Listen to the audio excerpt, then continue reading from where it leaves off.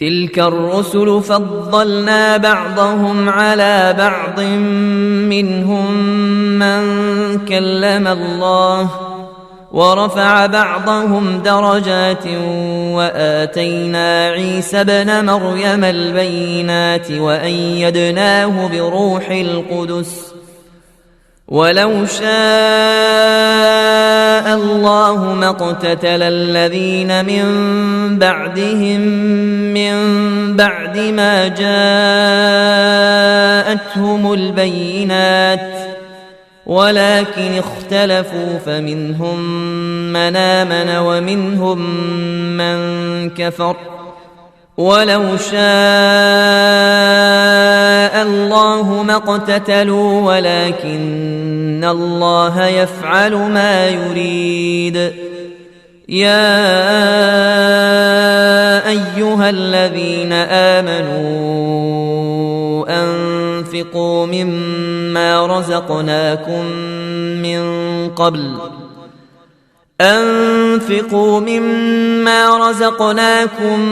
من قبل أن ياتي يوم لا بيع فيه ولا خلة ولا شفاعة والكافرون هم الظالمون. الله لا إله إلا هو الحي القيوم لا تأخذه سنة ولا نوم له ما في السماوات وما في الأرض من ذا الذي يشفع عنده إلا بإذنه يعلم ما بين أيديهم وما خلفهم ولا يحيطون بشيء من علمه إلا بما شاء وسع كرسيه السماوات والأرض ولا يؤوده حفظهما وهو العلي العظيم. لا إكراه في الدين قد تبين الرشد من الغي فمن يكفر بالطاغوت ويؤمن بالله فقد استمسك بالعروة الوثقى لا انفصام لها والله سميع عليم. الله ولي الذين آمنوا يخرجهم من الظلمات إلى النور والذين كفروا أولياؤهم الطاغوت يخرجونهم من النور إلى الظلمات أولئك أصحاب النار هم فيها خالدون. ألم تر إلى الذي حاج إبراهيم في ربه أن آتاه الله الملك إذ قال إبراهيم ربي الذي يحيي ويميت قال أنا أحيي وأميت قال إبراهيم فإن الله ياتي بالشمس من المشرق فات بها من المغرب فبهت الذي كفر والله لا يهدي القوم الظالمين. أو كالذي مر على قرية وهي خاوية على عروشها قال أنى يحيي هذه الله بعد موتها فأماته الله 100 عام ثم بعثه قال كم لبثت قال لبثت يوما أو بعض يوم قال بل لبثت 100 عام فانظر إلى طعامك وشرابك لم يتسنه وانظر إلى حمارك ولنجعلك آية للناس وانظر إلى العظام كيف ننشرها ثم نكسوها لحما فلما تبين له قال أعلم أن الله على كل شيء قدير. وإذ قال إبراهيم رب أرني كيف تحيي الموتى قال أولم تؤمن قال بلى ولكن ليطمئن قلبي قال فخذ 4 من الطير فصرهن إليك ثم اجعل على كل جبل منهن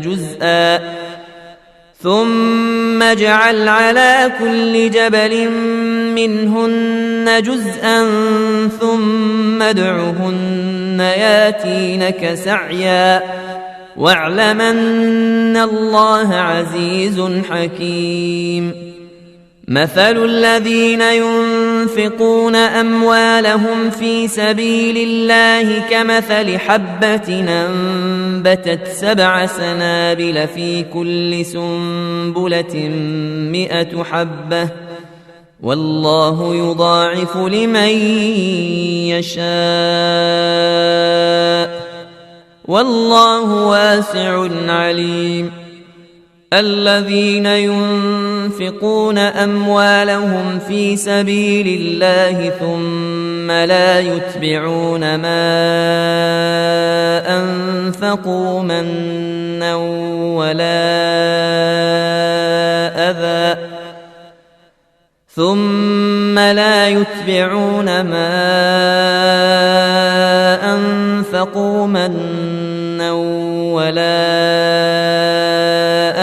لهم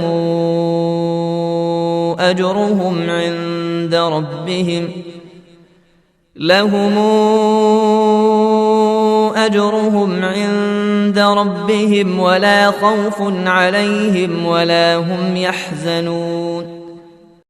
قول معروف ومغفرة خير من صدقة يتبعها أذى والله غني حليم. يا أيها الذين آمنوا لا تبطلوا صدقاتكم بالمن والأذى كالذي ينفق ماله رئاء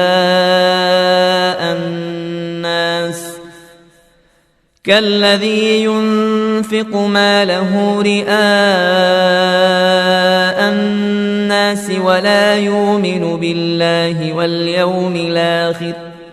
فمثله كمثل صفوان عليه تراب فأصابه وابل فتركه صلدا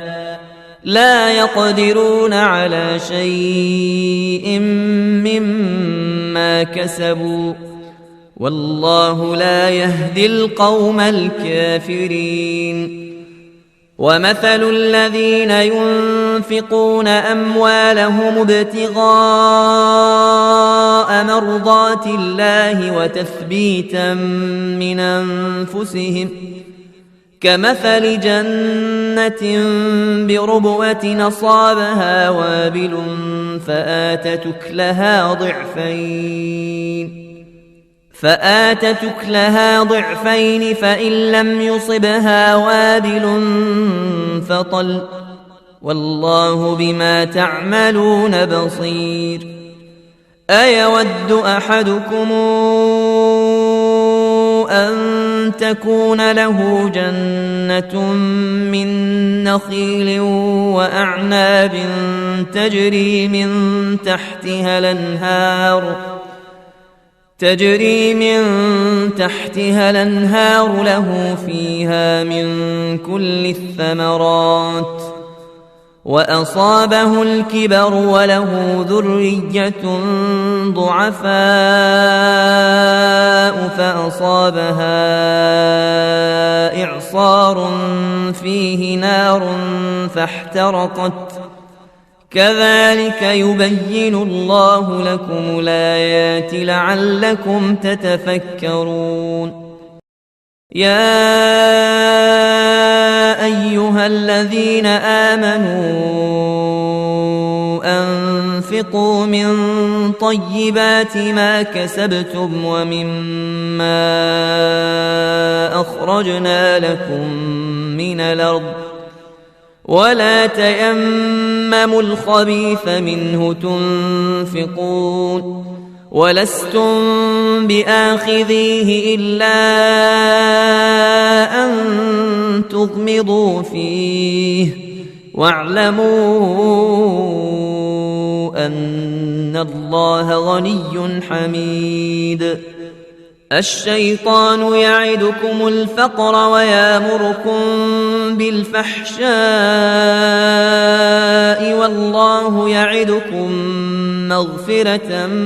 منه وفضلا والله واسع عليم. يؤتي الحكمة من يشاء ومن يؤت الحكمة فقد أوتي خيرا كثيرا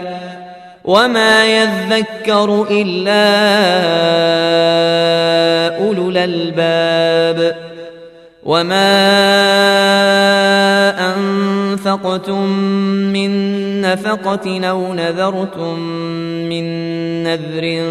فإن الله يعلمه وما للظالمين من أنصار. إن تبدوا الصدقات فنعما هي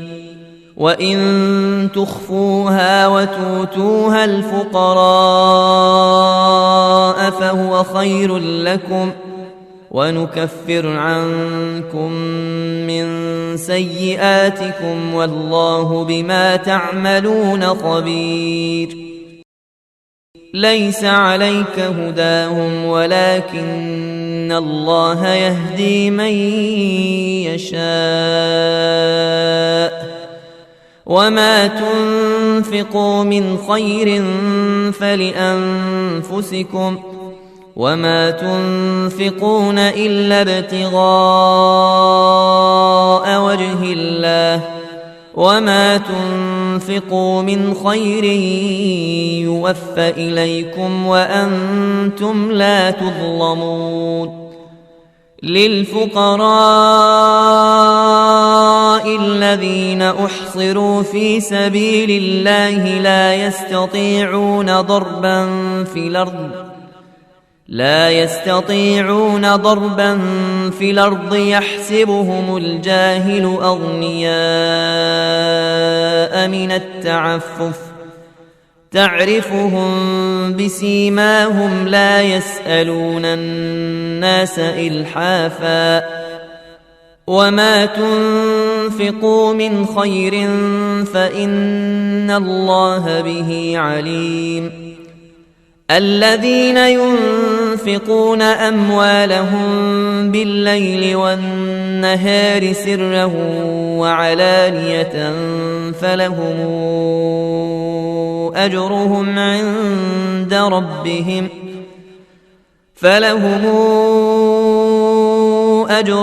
عند ربهم ولا خوف عليهم ولا هم يحزنون.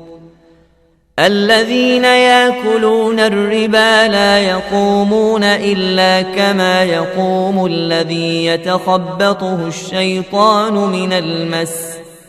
ذلك بأنهم قالوا إنما البيع مثل الربا وأحل الله البيع وحرم الربا. فمن جاءه موعظة من ربه فانتهى فله ما سلف وأمره إلى الله ومن عاد فأولئك أصحاب النار هم فيها خالدون. يمحق الله الربا ويربي الصدقات والله لا يحب كل كفار نثيم. إن الذين آمنوا وعملوا الصالحات وأقاموا الصلاة وآتوا الزكاة لهم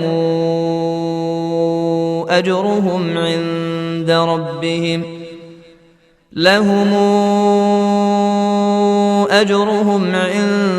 ربهم ولا خوف عليهم ولا هم يحزنون. يا أيها الذين آمنوا اتقوا الله وذروا ما بقي من الربا إن كنتم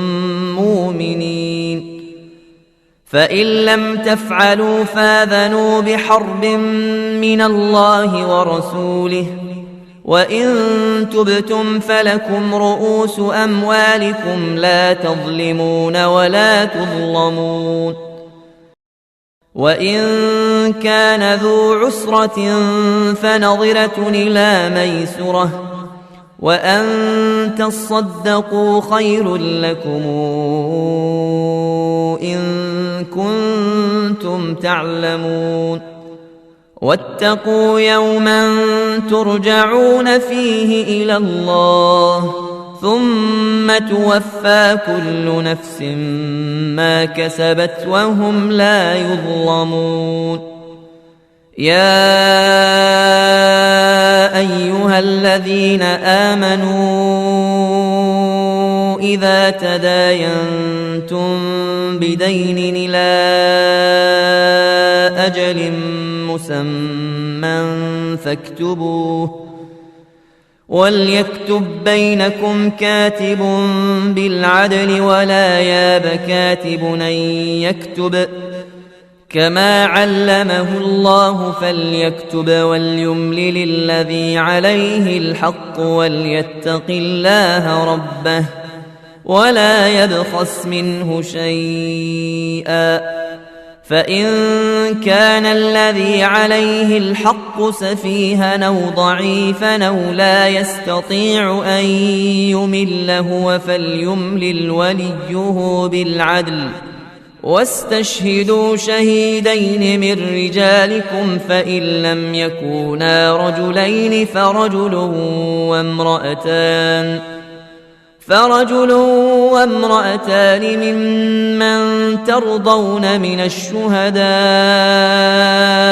أن تضل إحداهما فتذكر إحداهما الأخرى، ولا ياب الشهداء إذا ما دعوا، ولا تسأموا أن تكتبوه صغيرا أو كبيرا إلى أجله، ذلكم أقسط عند الله وأقوم للشهادة وأدنى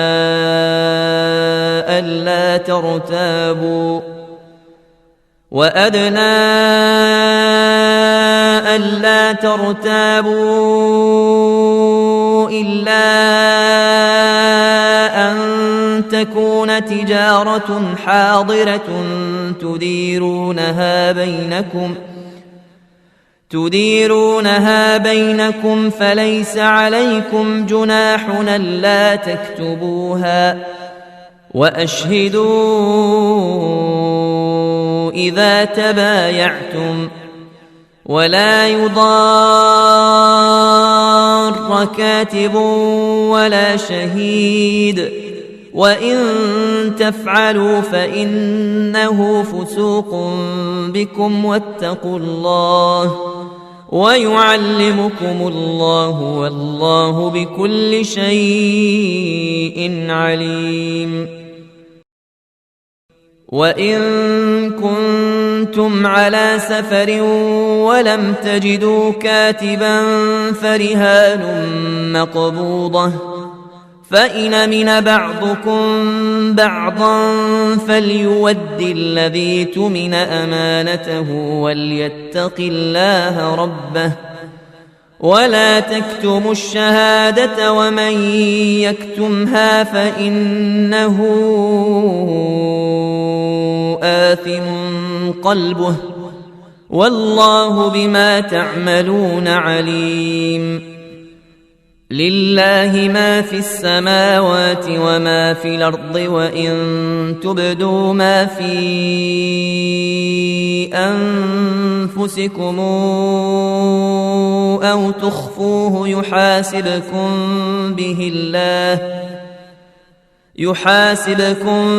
به الله فيغفر لمن يشاء ويعذب من يشاء والله على كل شيء قدير. آمن الرسول بما أنزل إليه من ربه والمؤمنون كلنا آمن بالله وملائكته وكتبه ورسله لا نفرق بين أحد من رسله وقالوا سمعنا وأطعنا غفرانك ربنا وإليك المصير. لا يكلف الله نفسا إلا وسعها لها ما كسبت وعليها ما اكتسبت ربنا لا تواخذنا إن نسينا أو أخطأنا ربنا ولا تحمل علينا إصرا كما حملته على الذين من قبلنا ربنا ولا تحملنا ما لا طاقة لنا به واعف عنا واغفر لنا وارحمنا أنت مولانا فانصرنا على القوم الكافرين. بسم الله الرحمن الرحيم. ألف لام ميم. الله لا إله إلا هو الحي القيوم نزل عليك الكتاب بالحق مصدقا لما بين يديه وأنزل التوراة والإنجيل من قبل هدى للناس وأنزل الفرقان إن الذين كفروا بآيات الله لهم عذاب شديد والله عزيز ذو انتقام. إن الله لا يخفى عليه شيء في الأرض ولا في السماء هو الذي يصوركم في الأرحام كيف يشاء لا إله إلا هو العزيز الحكيم. هو الذي أنزل عليك الكتاب منه آيات محكمات هن أم الكتاب وأخر متشابهات فأما الذين في قلوبهم زيغ فيتبعون ما تشابه منه ابتغاء الفتنة وابتغاء تاويله وما يعلم تاويله إلا الله والراسخون في العلم يقولون آمنا به كل من عند ربنا وما يذكر إلا أولو الألباب. ربنا لا تزغ قلوبنا بعد إذ هديتنا وهب لنا من لدنك رحمة إنك أنت الوهاب. ربنا إنك جامع الناس ليوم لا ريب فيه إن الله لا يخلف الميعاد إن الذين كفروا لن تغني عنهم أموالهم ولا أولادهم من الله شيئا وأولئك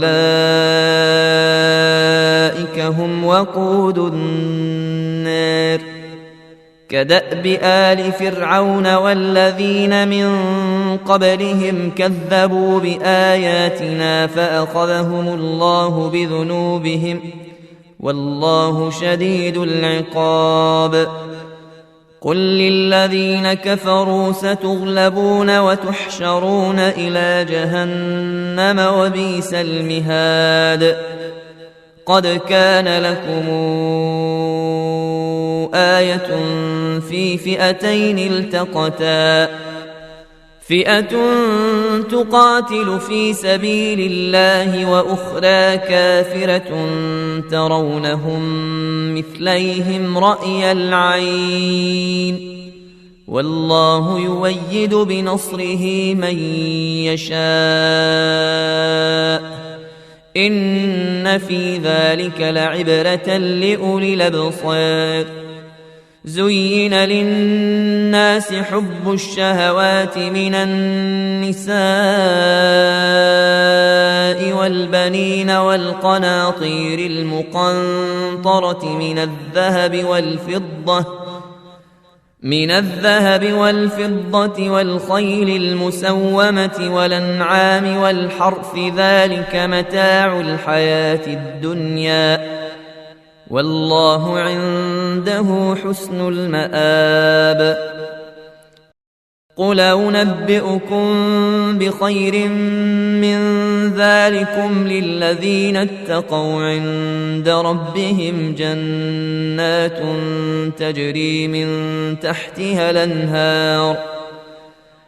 تجري من تحتها الأنهار خالدين فيها وأزواج مطهرة ورضوان من الله والله بصير بالعباد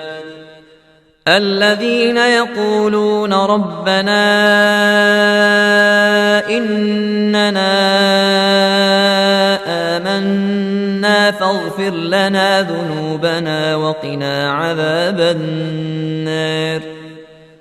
الصابرين والصادقين والقانتين والمنفقين والمستغفرين بالأسحار شهد الله أنه لا إله إلا هو والملائكة وأولو العلم قائما بالقسط لا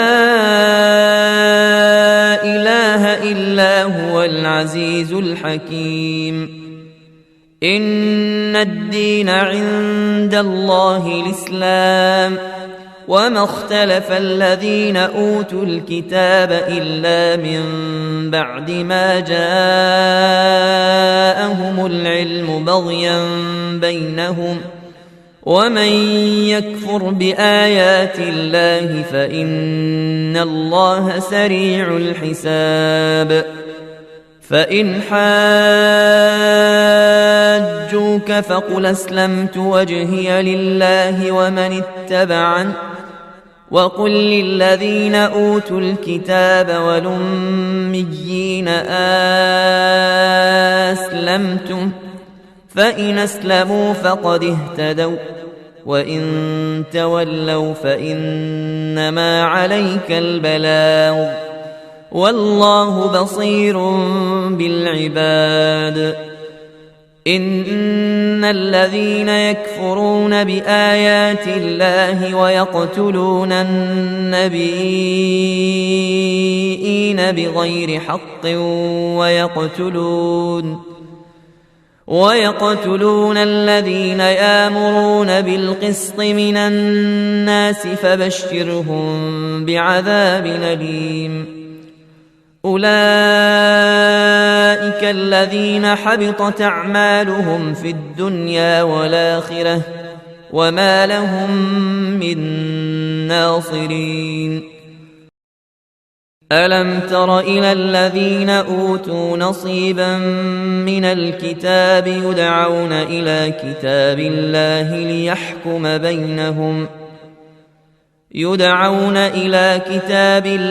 ليحكم بينهم ثم يتولى فريق منهم وهم معرضون. ذلك بأنهم قالوا لن تمسنا النار إلا أياما معدودات وغرهم في دينهم ما كانوا يفترون. فكيف إذا جمعناهم ليوم لا ريب فيه ووفيت كل نفس ما كسبت وهم لا يظلمون.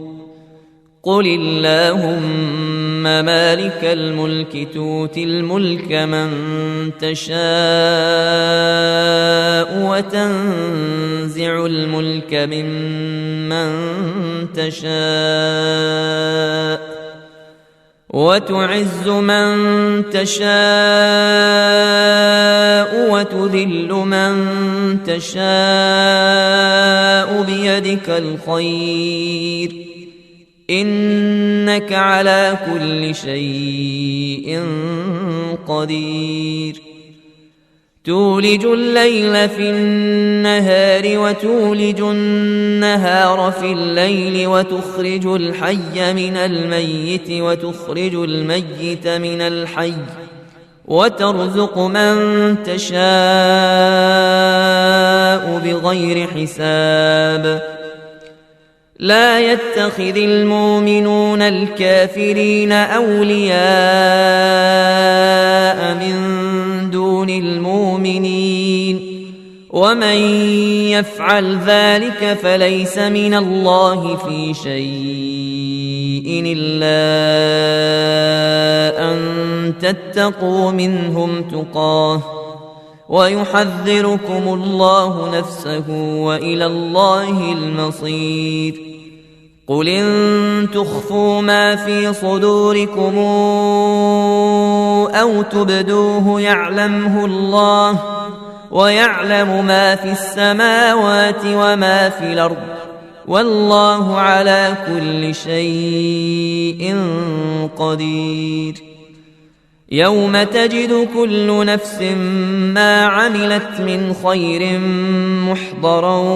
وما عملت من سوء تود لو أن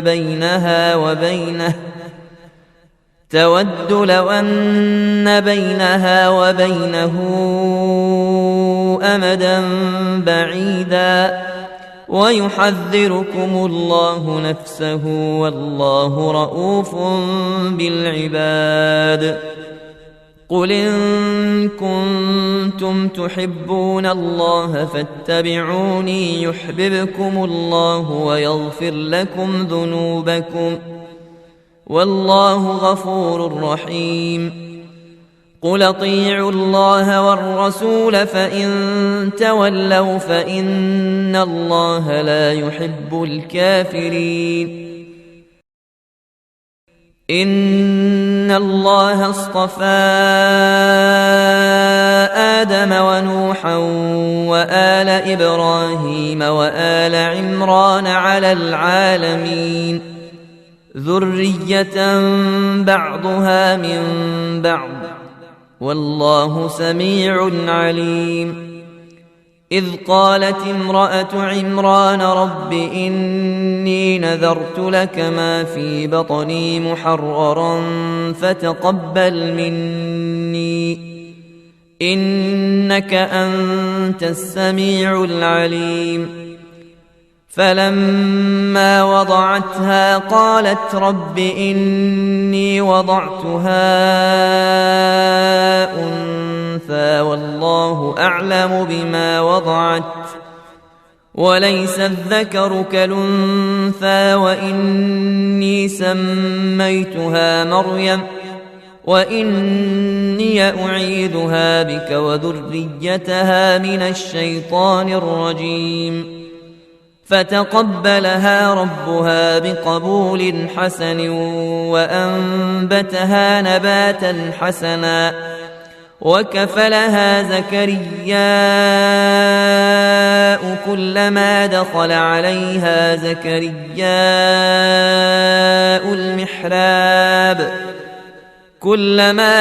عليها زكرياء المحراب وجد عندها رزقا قال يا مريم أنى لك هذا قالت هو من عند الله إن الله يرزق من يشاء بغير حساب هنالك دعا زكرياء ربه قال رب هب لي من لدنك ذرية طيبة إنك سميع الدعاء فنادته الملائكة وهو قائم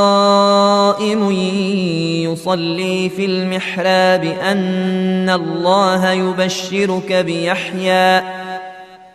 أن الله يبشرك بيحيى مصدقا بكلمة من الله وسيدا وحصورا ونبيا من الصالحين قال رب أنى يكون لي غلام وقد بلغني الكبر وامرأتي عاقر قال كذلك الله يفعل ما يشاء قال رب اجعل لي آية قال آيتك ألا تكلم الناس 3 أيام إلا رمزا واذكر ربك كثيرا وسبح بالعشي والإبكار وإذ قالت الملائكة يا مريم إن الله اصطفاك وطهرك واصطفاك على نساء العالمين يا مريم اقنتي لربك واسجدي واركعي مع الراكعين ذلك من أنباء الغيب نوحيه إليك وما كنت لديهم إذ يلقون أقلامهم أيهم يكفل مريم وما كنت لديهم إذ يختصمون إذ قالت الملائكة يا مريم إن الله يبشرك بكلمة منه اسمه المسيح عيسى ابن مريم وجيها في الدنيا والآخرة ومن المقربين ويكلم الناس في المهد وكهلا ومن الصالحين قالت رب أنى يكون لي ولد ولم يمسسني بشر قال كذلك الله يخلق ما يشاء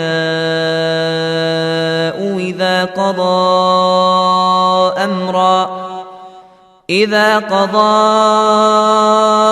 أمرا فإنما يقول له كن فيكون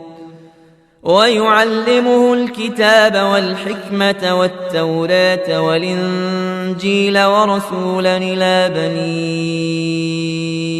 إسرائيل أني قد جئتكم بآية من ربكم إني أخلق لكم من الطين كهيئة الطير فأنفخ فيه فيكون طائرا بإذن الله وأبرئ الأكمه والأبرص وأحيي الموتى بإذن الله وأنبئكم بما تأكلون وما تدخرون في بيوتكم إن في ذلك لآية لكم إن كنتم مؤمنين ومصدقا لما بين يدي من التوراة ولأحل لكم بعض الذي حرم عليكم وجئتكم بآية من ربكم فاتقوا الله وأطيعون إن الله ربي وربكم فاعبدوه هذا صراط مستقيم فلما أحس عيسى منهم الكفر قال من أنصاري إلى الله قال الحواريون نحن أنصار الله آمنا بالله واشهد بأننا مسلمون ربنا آمنا بما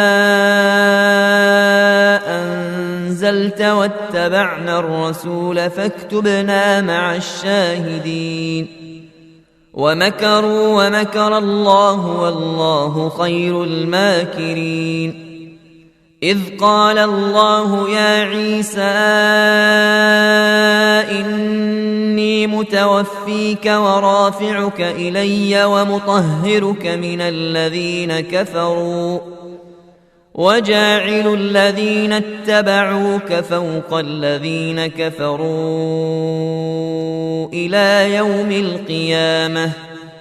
ثم إلي مرجعكم فأحكم بينكم فيما كنتم فيه تختلفون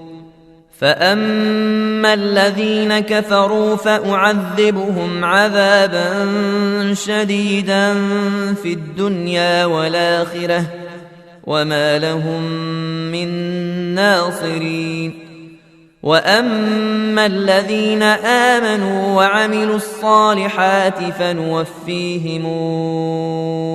أجورهم والله لا يحب الظالمين ذلك نتلوه عليك من الآيات والذكر الحكيم إن مثل عيسى عند الله كمثل آدم خلقه من تراب ثم قال له كن فيكون الحق من ربك فلا تكن من الممترين فمن حاجك فيه من بعد ما جاءك من العلم فقل تعالوا ندع أبناءنا وأبناءكم ونساءنا ونساءكم وأنفسنا وأنفسكم ثم نبتهل فنجعل لعنة الله على الكاذبين إن هذا لهو القصص الحق وما من إله إلا الله وإن الله لهو العزيز الحكيم فإن تولوا فإن الله عليم بالمفسدين قل يا أهل الكتاب تعالوا إلى كلمة سواء بيننا إلى كلمة سواء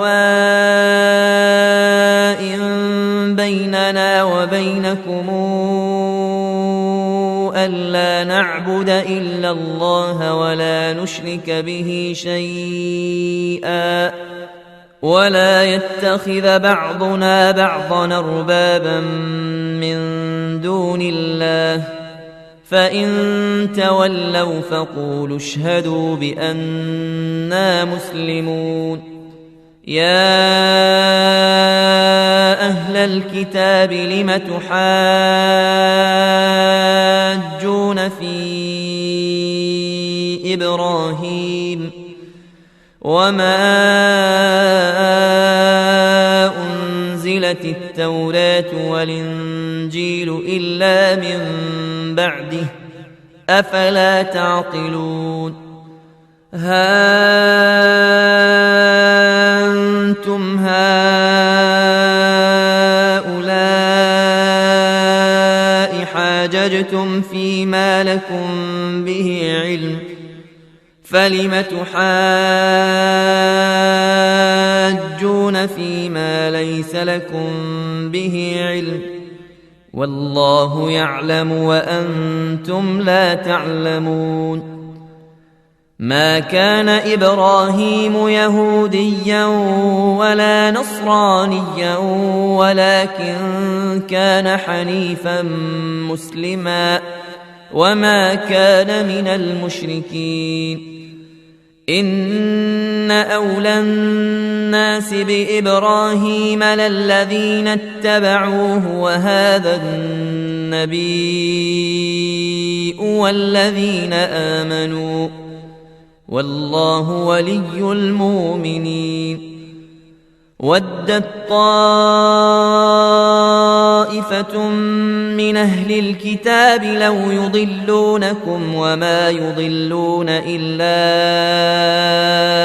أنفسهم وما يشعرون يا أهل الكتاب لم تكفرون بآيات الله وأنتم تشهدون يا أهل الكتاب لم تلبسون الحق بالباطل وتكتمون الحق وأنتم تعلمون وقالت طائفة من أهل الكتاب آمنوا بالذي أنزل على الذين آمنوا وجه النهار واكفروا آخره لعلهم يرجعون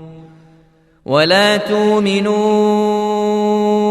إلا لمن تبع دينكم قل إن الهدى هدى الله أن يؤتى أحد مثل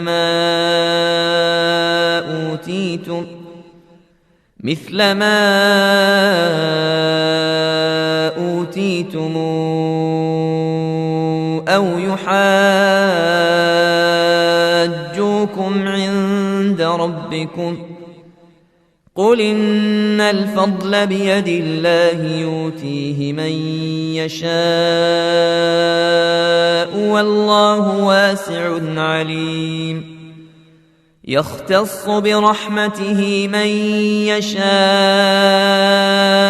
والله ذو الفضل العظيم ومن أهل الكتاب من تامنه بقنطار يوده إليك ومنهم من تامنه بدينار لا يوده إليك إلا ما دمت عليه قائما ذلك بأنهم قالوا ليس علينا في الأميين سبيل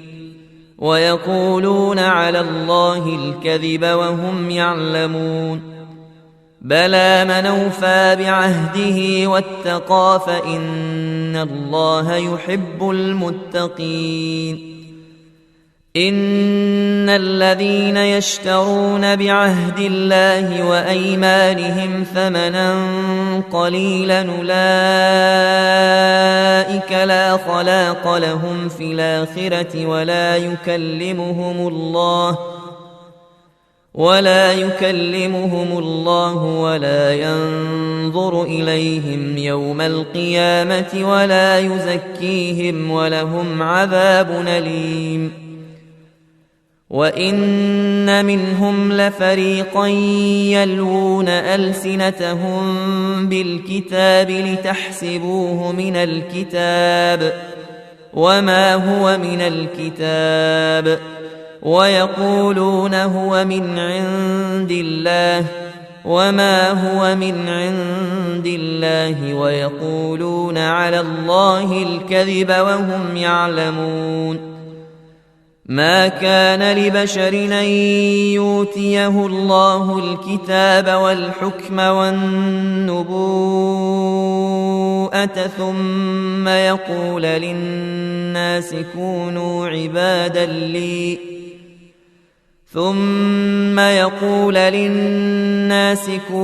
عبادا لي من دون الله ولكن كونوا ربانيين بما كنتم تعلمون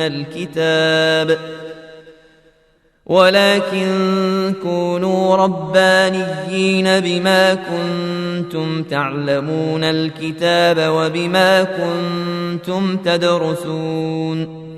ولا يأمركم أن تتخذوا الملائكة والنبيين أربابا أيامركم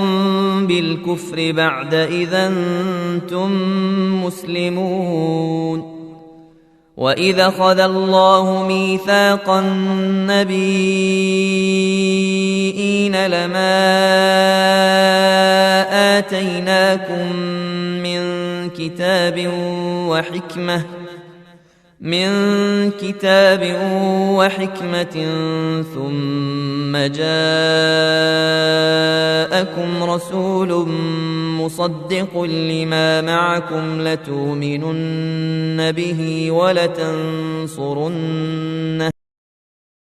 قال أقررتم وأخذتم على ذلكم إصري قالوا أقررنا قال فاشهدوا وأنا معكم من الشاهدين. فمن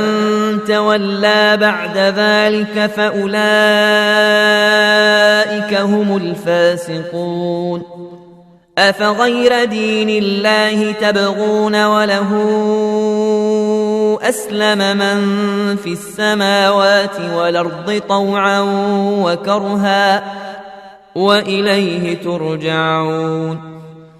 قل آمنا بالله وما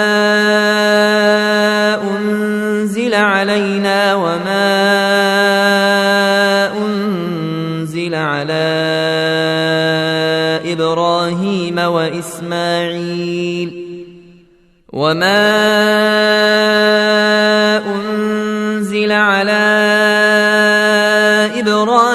وإسماعيل وإسحاق ويعقوب والأسباط وما أوتي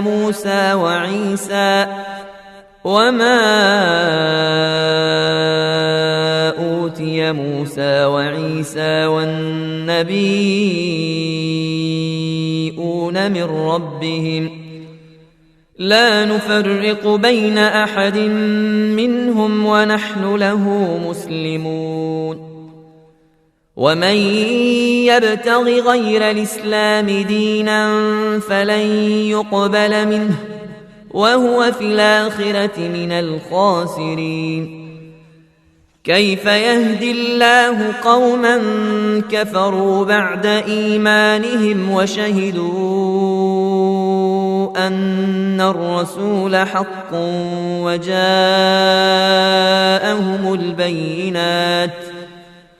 والله لا يهدي القوم الظالمين. أولئك جزاؤهم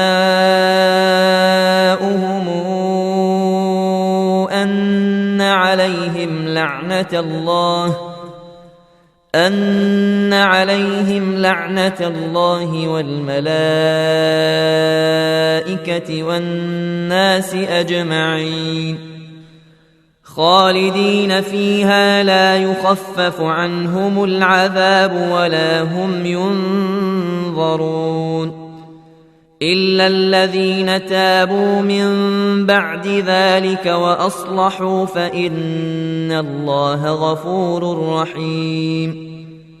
إن الذين كفروا بعد إيمانهم ثم ازدادوا كفرا لن تقبل توبتهم وأولئك هم الضالون. إن الذين كفروا وماتوا وهم كفار فلن يقبل من أحدهم ملء